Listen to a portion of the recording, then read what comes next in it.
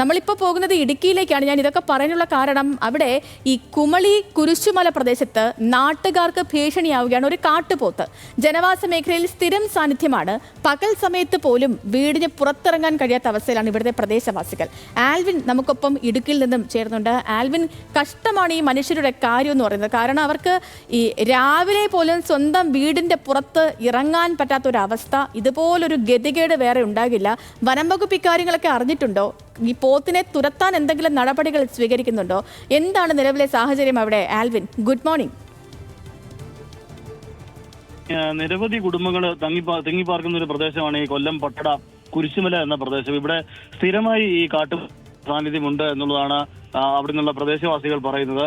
ഈ പകൽ സമയത്ത് പോലും വീടിന് മുമ്പിലൂടെ കാട്ടുപോത്ത് സ്ഥിരമായി പോകുന്ന അവസ്ഥയുണ്ട്. പലപ്പോഴും ഇതിന് മുന്നിലേക്ക് ആളുകൾ പെടുന്ന അവസ്ഥയുണ്ട്.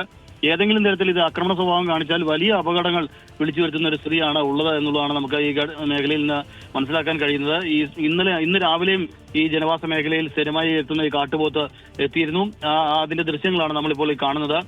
കുമളിയിലാണിത്. ഇത് കൊല്ലം പട്ടട കുരിശുമല എന്ന പ്രദേശത്താണ് ഈ കാട്ടുപോത്തിന്റെ സ്ഥിര സാന്നിധ്യം ഉള്ളത്.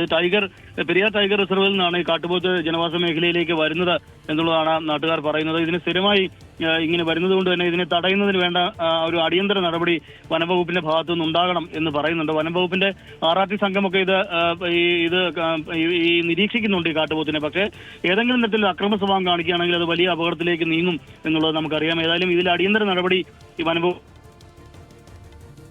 ശരി ആൽവിൻ, ഈ അടിയന്തരമായൊരു നടപടി വനം വകുപ്പ് സ്വീകരിക്കുമെന്ന് തന്നെ പ്രതീക്ഷിക്കാം. ഇടുക്കിയിലാണ് നാട്ടുകാർക്ക് ഭീഷണിയായി കാട്ടുപോത്തിന്റെ സാന്നിധ്യം.